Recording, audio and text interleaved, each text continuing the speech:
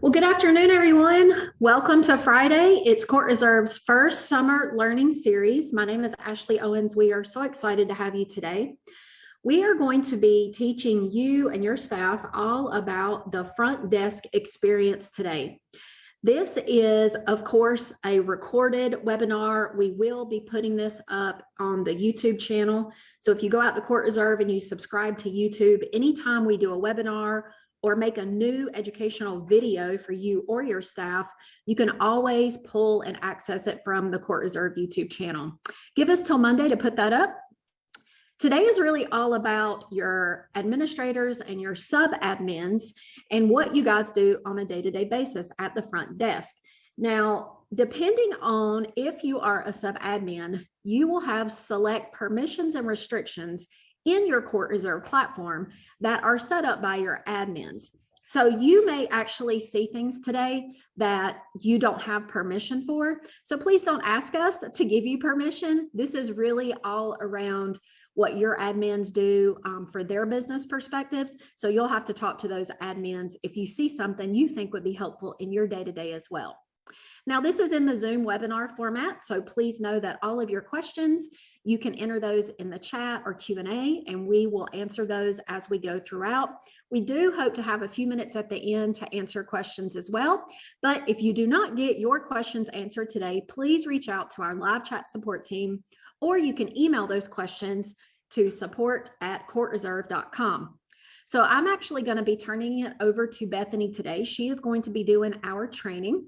And so I'm going to stop the share here and we're going to let Bethany go ahead and get started. All right. Hello, everybody. My name is Bethany. So first things first, what I want to get to first is our knowledge base. So you all will see this when you log into your Court Reserve admin side. So the knowledge base has many different helpful tools such as articles and YouTube videos that we've implemented for your admin staff to review. So for example, if we looked up ball machine, we would get a list of these ball machine articles that we've inserted here that you guys can review here. Okay. The next icon, probably the most important icon here, is this green chat bubble. And you may or may not see this if you are a sub-admin, because your admins would actually give you access to the live chat support icon. This is actually the easiest and fastest way to reach our support team. So anytime you have a question on anything, we always ask that you reach out there first to get your questions answered. Our hours of live chat support are from 9 a.m. to 5 p.m. Eastern time, Monday through Friday. And if you do not have your Court Reserve pulled up on your computer or your phone, you can always email at support@courtreserve.com and it will come through that live chat support. Anything you want to add there, Ashley? Ready to go. Sounds great. All right. So the next thing I'll talk to you guys about today is how to reserve a court on the admin side. So let's say we're at the front desk and someone calls and they say they want to reserve a singles reservation at 2 o'clock today on Friday. All we will do is go to this expanded scheduler here on the left-hand side. We'll go to 2 o'clock and we will click on this reserve button here. This screen will populate. We will leave the type as court reservation because that is what this player is wanting to reserve. We will select the reservation type, which is singles tennis. Okay. Here we will see the start and end time of when we want this reservation to start and end. So she just wants to play for an hour this afternoon from 2 to 3 o'clock. Okay, here is the players field. So you can actually look up that member's name here. So we're just going to look up the member Lola Owens. We're going to insert her here.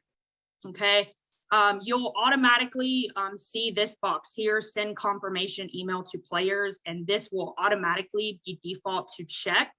If you want to uncheck it, you can here as well. Okay. Here you will see the list of players that you are going to insert onto this reservation. Currently, Lola has the full club membership, so it will list what membership type that the member has. Along with if you have any court fees, it will list the cost here as well. So let's say she wants to play with her friend Bodie. So we would also enter him on this reservation as well. You'll also see this fee responsibility option but you will only see this if your admin has set this up, okay? So automatically by default, if you do have court fees, it's going to automatically go into the reservation owner's hands. But if you wanted to and you had the option to split the fee across all players on the reservation, you can just click this option here and it's going to split that to be $20 and $20 each. Okay. You'll also see a number of guests field. Again, if your admin has set this up, you may not see this field. So you have the option to add however many guests that you want onto the reservation. Here you will see the court type and what court this reservation is going to be taking place on. Currently it's default selected because at the beginning when we made this reservation, we selected court 3. So if you needed to change the court, you could do so here. Okay. You'll get an instructor field box. We're not going to add an instructor because this is a reservation. If you wanted to add any miscellaneous fees, you could do so here. This display message for the schedulers is basically like putting a note on the scheduler. And you may want to check with your admin on what is acceptable for this field and what they are allowing you to input. So right now we're just going to leave this blank. The last option you'll see here is hide on public scheduler. And what this does is actually hides the reservation details on the portal side. So members would not see on the portal Lola and Bodie's name. They would just see a grayed out reserved button. Okay, so we're going to go ahead and save this reservation.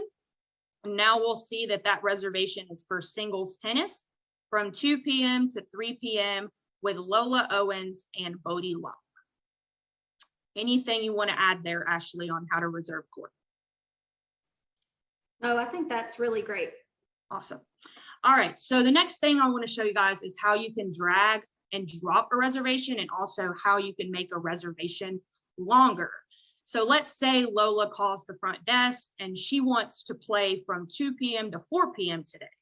Well, all we have to do is hold on to this reservation and pull it down, and that actually drags that reservation down to 4 p.m.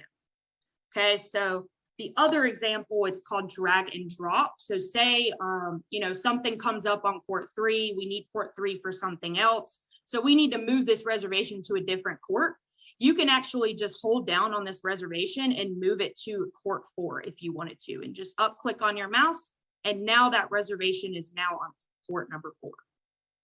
So that is how you can make reservations longer on the admin side. And also you can move to different courts without actually having to go and edit the reservation. Okay. The next thing I want to go over is how to create a reoccurring reservation or lesson inside Court Reserve. So let's say a member calls your front desk staff and they say they want to book for the next 3 weeks a private lesson with an instructor at the same time. Well, how would we do that? We would come to our expanded scheduler, we would find a court, and we would go to the time that they want to reserve. So let's say they want to play on Fridays at 10 o'clock and we just choose court 3 for them to play that lesson on. So here we would choose the type as lesson because she wants to play a private lesson. Lesson type, we would choose private since it's only going to be that player and that instructor.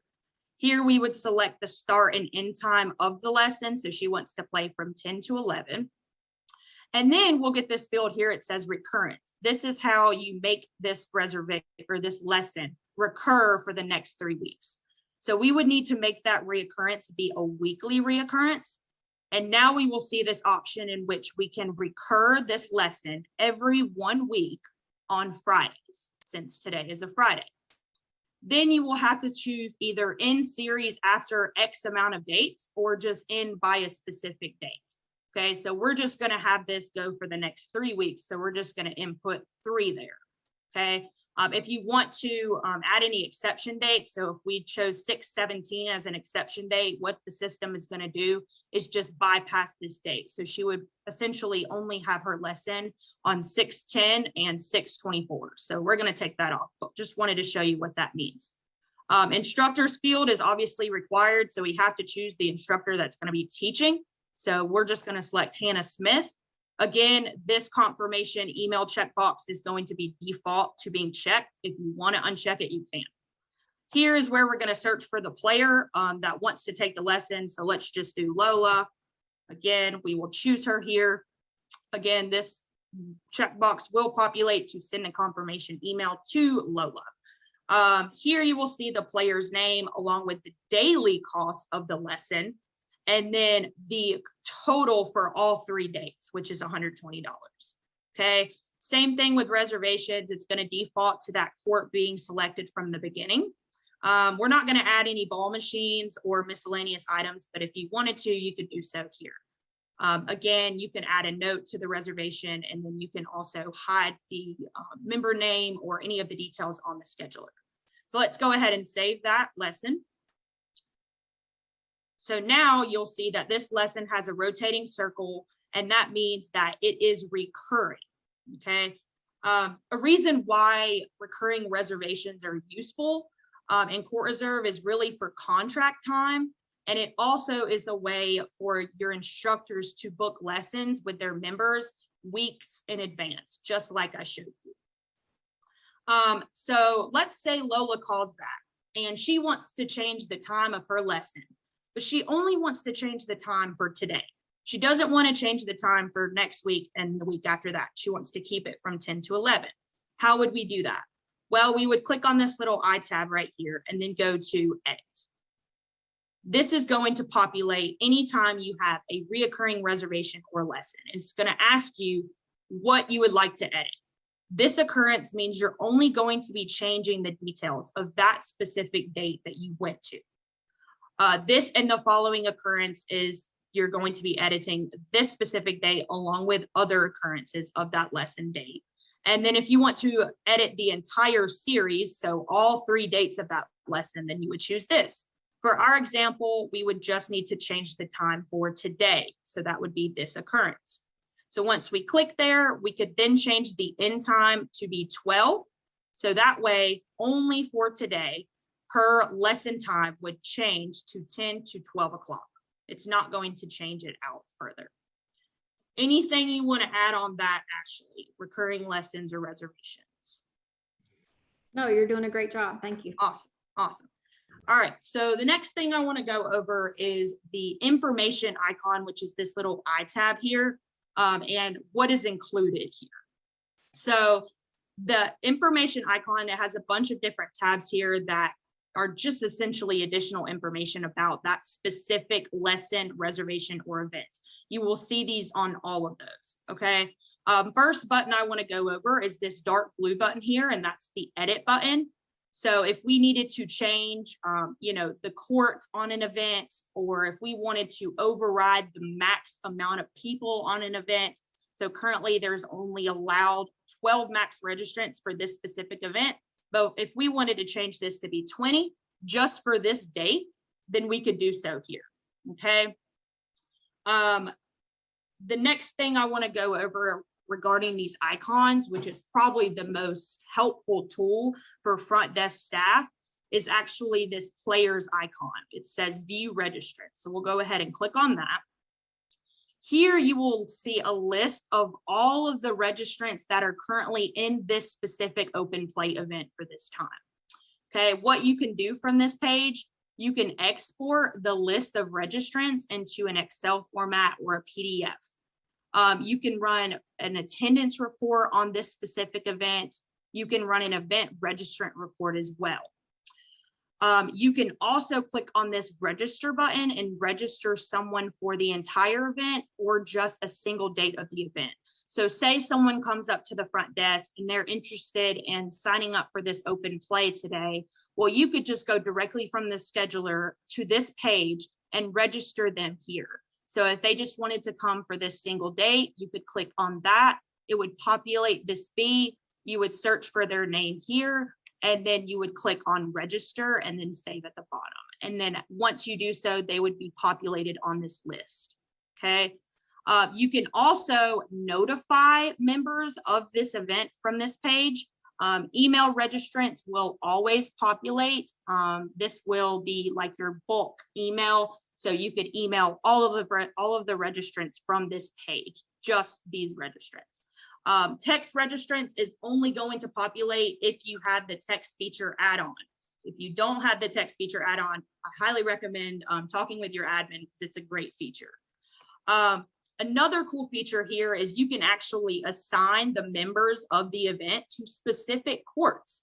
So if we click on this, we'll see the list of registrants here, and we'll see that we can assign Terry to court 1, we could assign Jana to court 2, and so on and so forth. So that's a cool way that you can assign specific people to their court in the event. You can also set the courts at the individual level here as well. Okay. The next thing on this page that's super helpful is if you need to override costs. So if Terry, you want to override this cost to $3, you could do so here. If someone comes up to your front desk staff and they want to pay for their event, then you can just come in here and press pay and then select their payment type, whether that is a credit card, whether that's cash, check, gift card, or anything else. You could pay right from this screen directly. You can also check in members from this screen. So if you're using the self check-in kiosk at your facility, it will automatically check in these members when they scan their barcode. This is a way for you to actually go and manually check in a member as well. So if we clicked on check in, Terry's here, we're checking him in, we'll press save. Now he is actually checked into the event. Okay. Another cool feature is this reschedule option, if we click here, we can actually reschedule this member Terry to a different event if we would like to. And then lastly, on this page, if someone says, hey, I cannot make it to this open play event and they need to cancel, you can just pull up this screen and click on cancel member registration, and that's going to remove them from the event. You also can input a cancellation reason. So, for example, if they're sick and they can't make it, and then if you want to send them a withdrawal notice, which is one of those automated emails that gets sent out to them as well. So yeah, Ashley, anything you want to add on that? Good. Awesome. All right, so another thing I want to go over with you guys is the audit log on the scheduler. So an audit log is an overview of everything that has happened to an event, a lesson, or a reservation. How you would read the audit log, you could actually just view the audit log from here if you click on this little magnifying glass. And you'll see here, this is what everything has happened for this event is going to show here. So you can see here, this event was created by Bethany Owens, and it lists here an A if it was done by an admin. It will list O if it's made by a sub-admin, and then an M if the action was made by a member. And if the member actually creates the action from their app, it will show a little iPhone icon, okay? And then it also shows what time the action was done, the name of the event, reservation, lesson, the reservation date and what was created, and then a little description of what was changed here. So that's one way to read the audit log and find the audit log. You can also find the audit log if you go to this edit button here and press audit log at the very bottom here. Anything you want to add, Ashley? Yeah, I would just remind people that, the reason that the audit log exists really are twofold. Is for you guys to be able to go in, and if there's, something that you want to know, it's a great way to kind of do your own research. It really helps our team in live chat support if you can go ahead and research some of that. And then of course, the other way is for training purposes, because, we're all humans, and especially when you're training new front desk staff, the audit log is a great way for you to review what that new employee has been doing. So we just encourage you to use the audit log, and Bethany's going to show you a couple different places in the platform the audit log exists, but it's the number one thing we want to make sure that you see today. For sure. Awesome.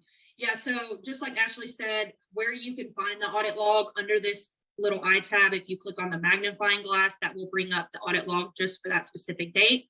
And then if you go to the icon here and you press on edit, you'll see the audit log here. And then there's also another way you can find the audit log under audit and under audit log. You have that option, but if your admin allows you to, you will see it there. Okay. So now I just want to hit some additional icons that I think are important on the scheduler that you may or may not see. First one is this little red bar that's atop of this event here. What that means is there's registrants on this event that have not paid yet. So if you ever see a red bar, then that is what that means. You will also see this $sign, which also indicates that this event has unpaid registrants. And if you click on that, that brings you directly to that players icon, which I just went over earlier with you.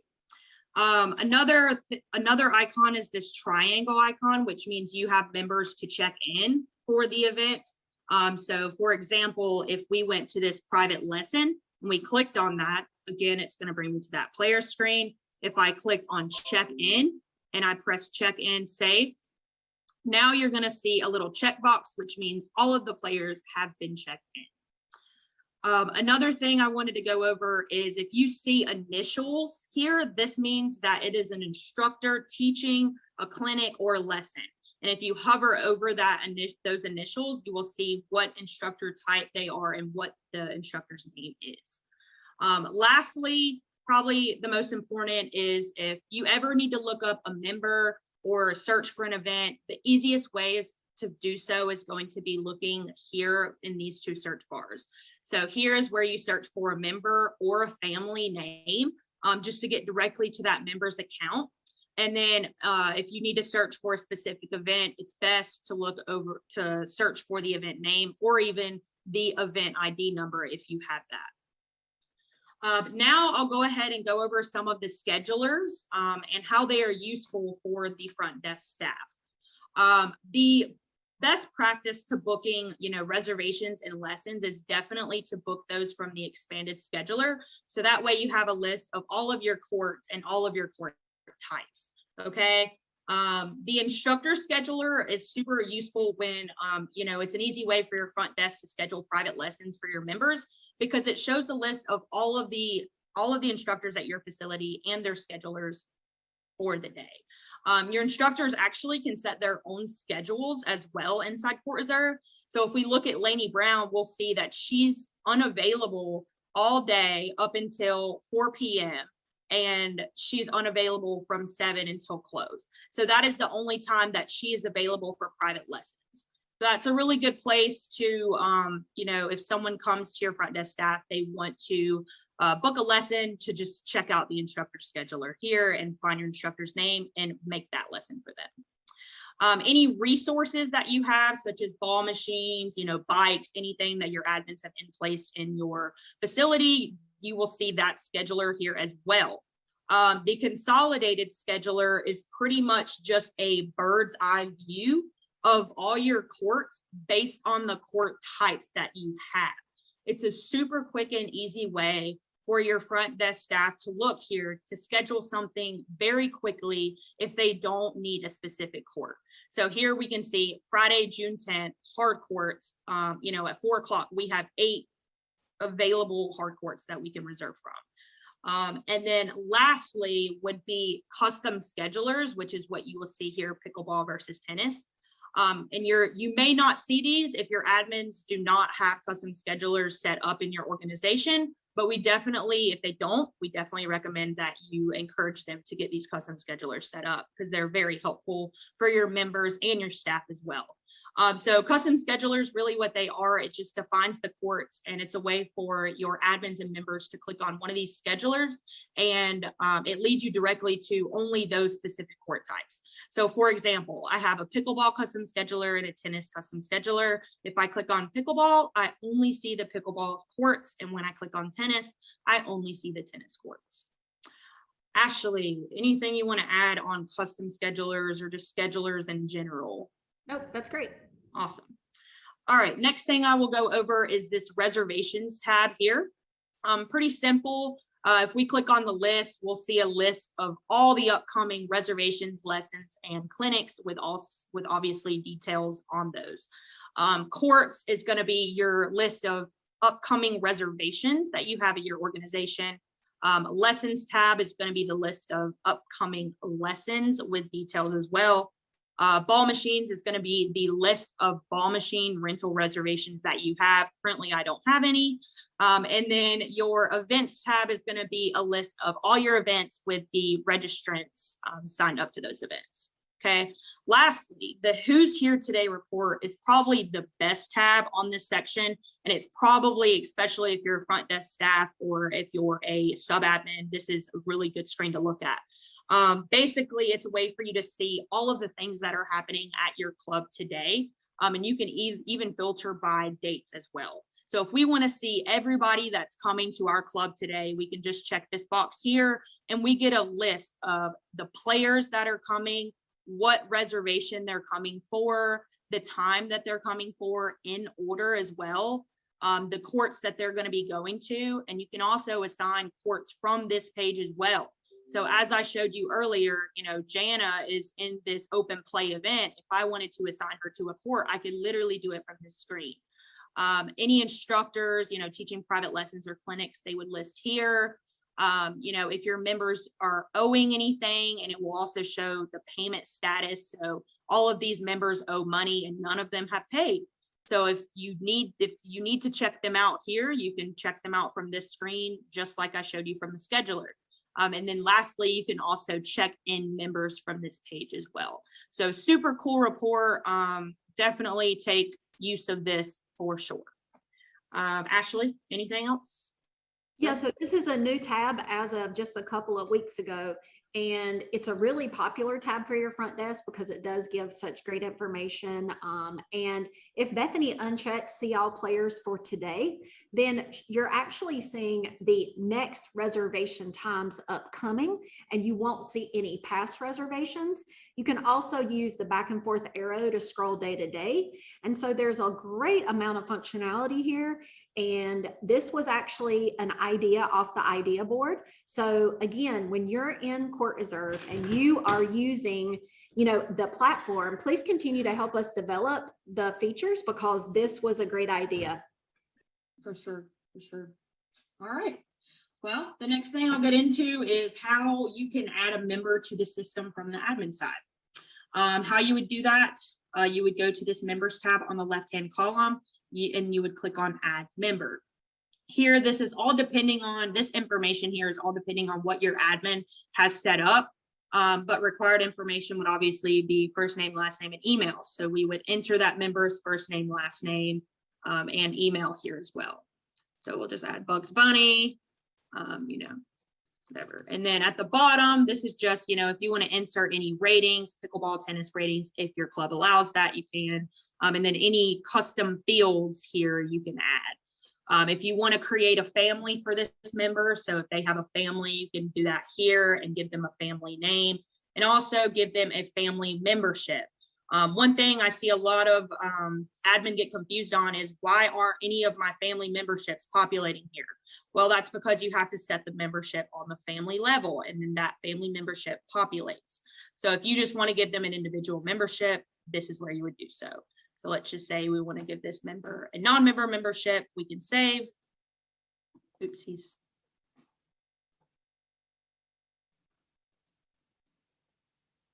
Sorry about that. A lot of custom fields. All right. Should be good to go now, hopefully. There we go. So now that member's created and we're all good to go. Another way that you can add a member, I forgot to go over it earlier, but I'm going to hit that for you now. So say you're just on the scheduler and you go and you start typing in a member's name here. So let's just say Lion. Obviously, he's not a member. So you'll see that here, member is not a member and he's not found in your system. Well, you can actually click on this green tab here, add new member. And this is actually will bring up that exact page we were just on without even actually leaving the scheduler. So those are the two different ways that you can add members at your organization if you need to. The next thing I do want to hit really quickly, and you may or may not have access to this, is closures. So closures are a way for you to close your courts off for a certain period of time. So if we click on that, you will see we have the option to create a closure. And let's just say we want to create a closure for July 4th because no one's going to come to my club July 4th because it's a holiday. So we're going to set the start and end date of that closure. So we want to obviously make it just for July 4th, and we want to close our courts all day. So we need to set it in time to be 9 p.m. here. Okay, we don't want to set a reoccurrence on the closure because it's just for this one day for that holiday. If we want to display a message for the schedulers, so our members will see that, we can do so here. So we can just put holiday closed. Okay, then here's where you actually select your courts that you're going to be closing. Obviously, we're going to select all of them because we don't want anybody coming on July 4th. This is probably the most important part with closures. You have the ability to cancel automatically all the reservations and events that are happening on July 4th, and they'll get an email stating that their reservation or event has been canceled. And then you also have the ability to cancel only reservations or only events, or just no cancellations at all. So that is how you would set a closure at your organization if you have the ability to do so.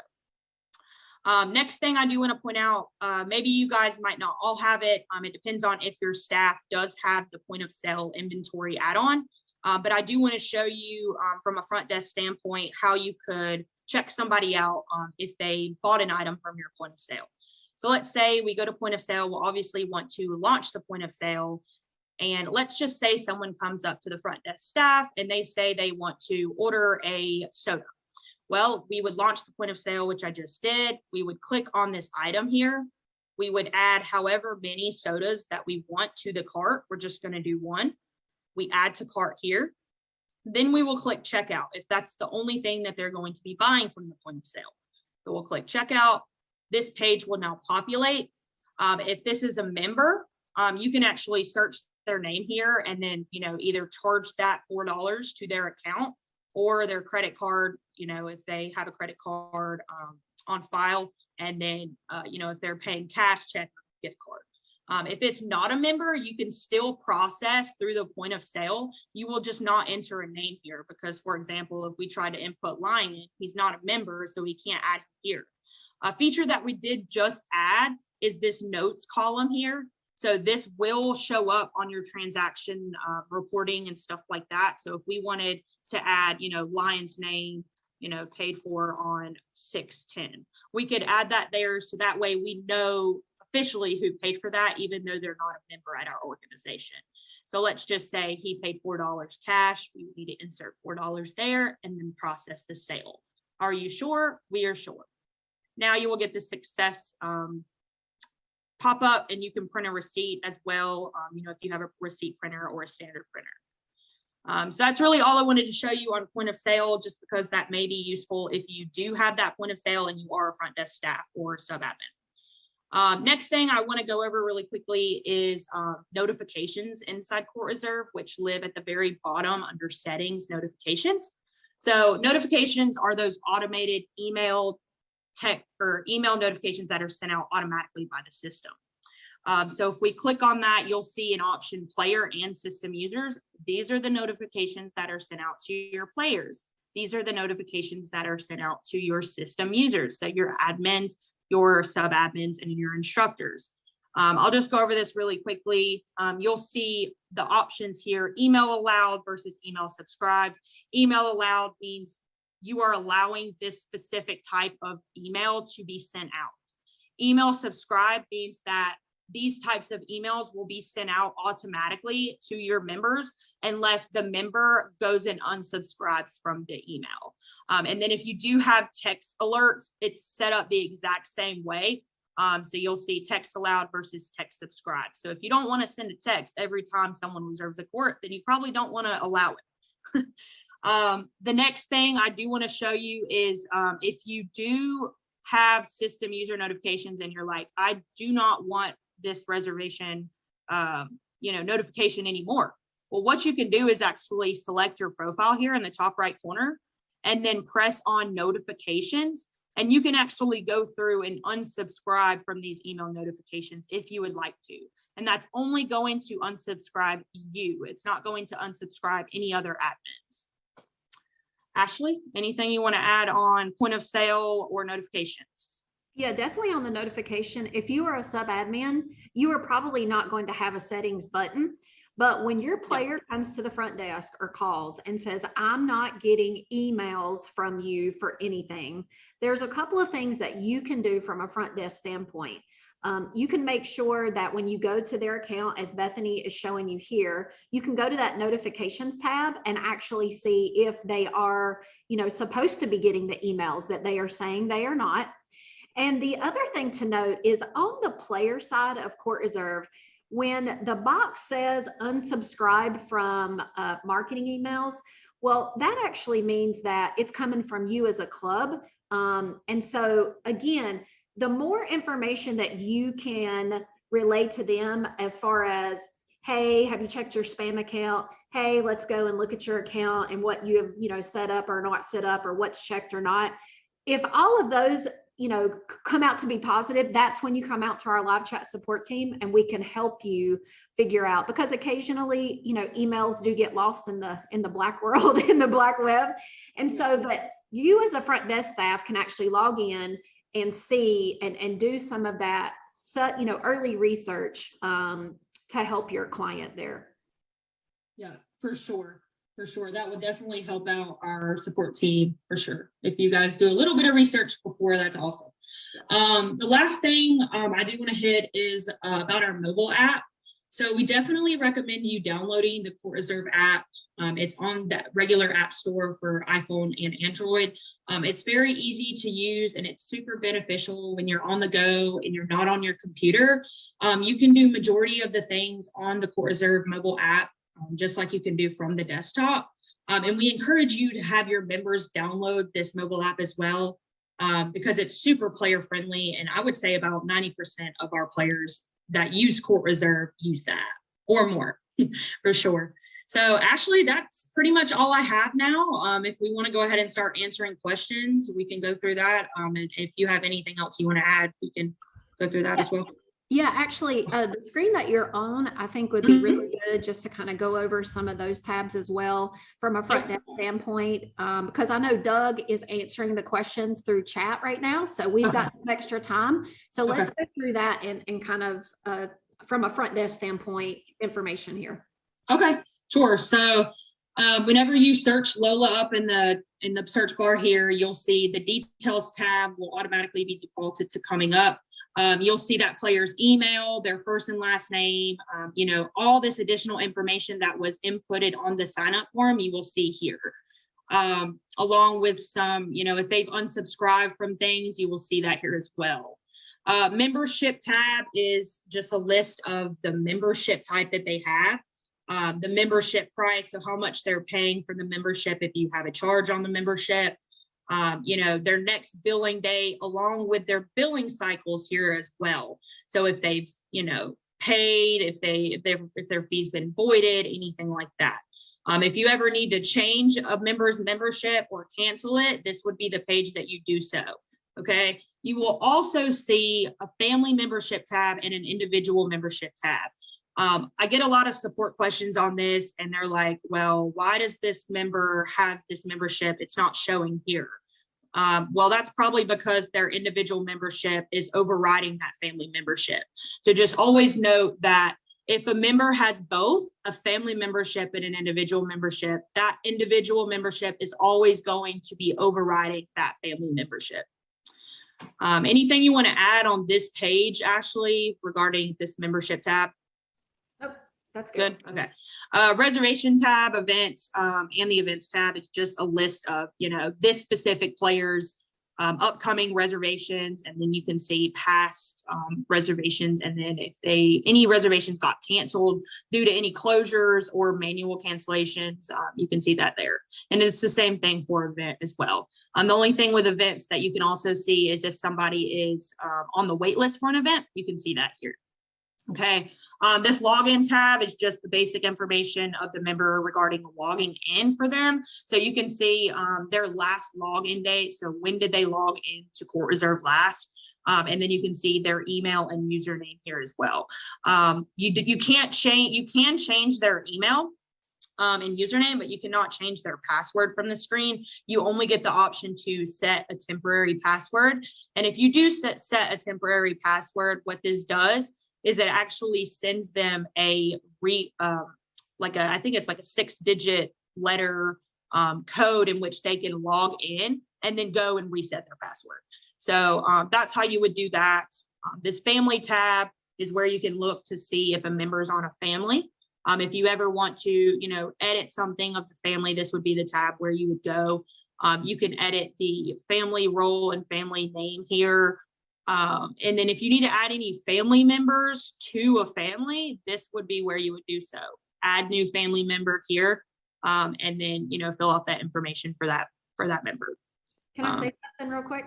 Yeah. But leave that screen right there. Just close. This right here. Okay. Just scroll down and close that. Sorry about that. That's okay. No, right there where it says, if you think about clicking this red button that says detached from family, please reach out to the live chat support team before you click that button. There are very few instances where you would ever need to do that. So please don't click that button. Always reach out to us so that we can help define if that's the right button for you to choose. Well said. I was going to say that as well. Definitely reach out to us. If you're thinking about even clicking this button, reach out to us first.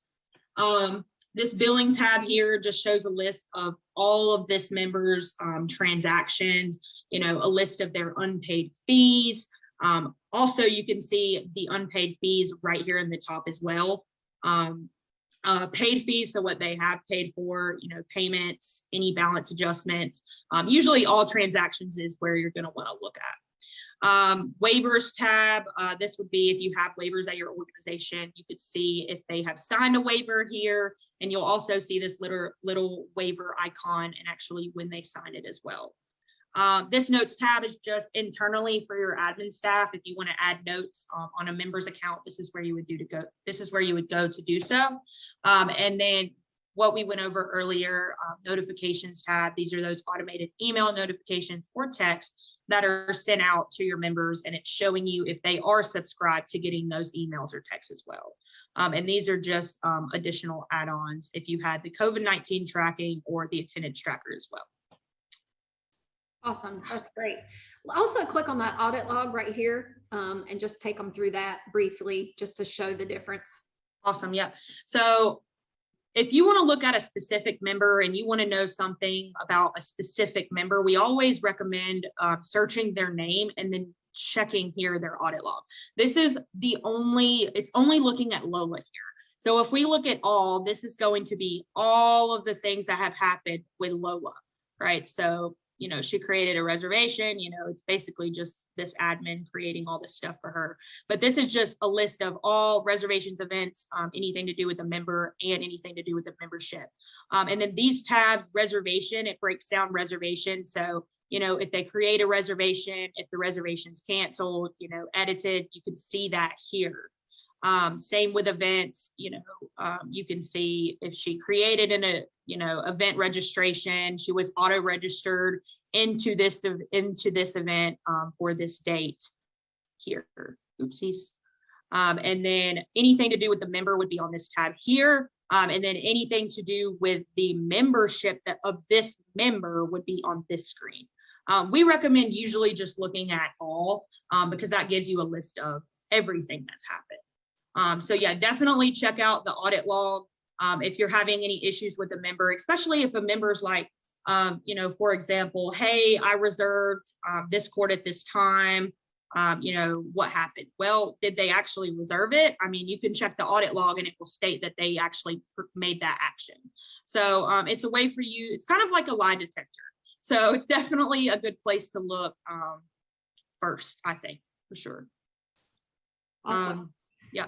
So since we do have a few more minutes and Doug is rocking the chat right now, why don't we jump over to the member portal? Because I think it's important for your front desk staff to be able to explain, even from this desktop side, if a player or a member does have a question. And let's start over under Bethany's name, just to kind of go through what some of those drop downs are in very basic information. Yeah. So under my name, I'm looking at this from the member side, right? So they'll see this personal information tab. If they click on that, it's going to be a list of all of that information that they filled out on the sign up form, and also any additional information that they could add if they wanted to. So it's all about them, right? It's their profile essentially. If they click on this My Reservations tab, they'll see all of their upcoming, past, and canceled reservations specifically for them. Same thing with events. You'll see, you know, a registered column, calendar feed, wait list, or event alerts. So this registered button would be, you know, what events are they registered for upcoming and what did they register for in the past. This calendar feed would be if they want to add the event and reservations on their calendar, they can do so here if they click here and then get that set up for themselves. Here they can see the wait list. So any events that they're on the wait list for, they can see that here. And then they can sign up for event alerts as well. This membership tab would just be a description of what membership type that they have. Not sure why mine's whited out like that. I think it has something to do with my website that I need to change. But here they could, you know, if you give them the option to cancel or change their membership, they would have the option to do so here. And they could also see their billing cycle. So what period and what time and the frequency that they've been billed and if they paid for it or not. Okay. Billing, if you do have transactions and billing at your organizations, you can see a list of all the transactions and your balance that you need to pay for. So you can see a list of all your unpaid fees here broken down, and then all of your paid fees, all of the payments that you have made, any balance adjustments, and then just a list of all of the transactions in a summarized detail here. Let's see. Then you can see invoicing. You only get an option for invoicing if you're using batch billing. So you're not gonna, your members aren't gonna see invoices unless you do have that batch billing add-on. Okay. My family tab, this is if, you know, they have a family and they can add new family members, see a list of all of the people in their family as well. And then if you do have that COVID-19 tracking add-on, you can actually edit your status here if you allow them to. Let's see, my organizations, this one's a good one. So basically in Court Reserve, members are linked together by their email. So say I'm a member at Bethany's Tennis Club, but I'm also a member at Davis Park, right? Well, I can be a member at both of those clubs, and the way to do that would be to link my email. So say I, you know, for example, USTA National, let's say I want to become a member at that organization, but I want to keep the same email. Well, we recommend for your members to go into their My Organizations tab and just go to Add Organization, and then actually search for that organization and add that organization there. So that way they can have their emails linked together for all of their clubs, so they don't have to log out, log back in with a different email. They can just switch back and forth between the clubs that they are a member at. So that's a really good option there. Payment profiles, if your member has a payment credit card or an e-check, or if they want to add multiple payment profiles, they can do so here. And then this is just admin things, website settings, and admin panel is just for admin. Your members won't see that, but they will see this log out tab. So if they log out, that will log them out. Yeah. If you have any custom schedulers, this is kind of how it will look like on the member side. So you'll see how I went over earlier, you know, my pickleball versus tennis schedulers. This is how it would look for your members. It would be a drop down with pickleball and then tennis. So if we clicked on pickleball as a member, we would only see the pickleball courts. If we clicked on tennis, we would only see the tennis courts. So it's actually a way for, you know, your admins to actually condense the scheduler down. So that way it's not so crowded when your members go to reserve courts.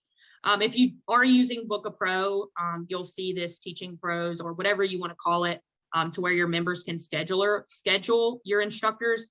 But that's only if you're using Book a Pro, and that's based on what your admin have set up.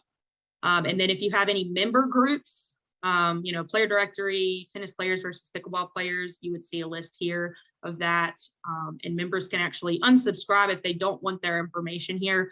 They can unsubscribe under their personal information tab. Anything you want to add here, Ashley? That was kind of a lot. Yeah, I think that this is going to be great because this is recorded. We're going to put it up on the Court Reserve YouTube channel. This is a really great overview for any new staff member that comes into your organization just to learn some basic functionality. I think Doug has answered all of the questions, and we really thank you guys for joining us today. Don't forget that if you use any of the financial anything in Court Reserve next week, next Friday, the summer learning's all around that. If you need to register, go out to live chat. We'll send you the link. You could get registered, and we really appreciate you guys joining us today. Please always let us know other webinar ideas of things you would like more learning in Court Reserve. And we hope you guys have a great summer. And thanks again for joining us today.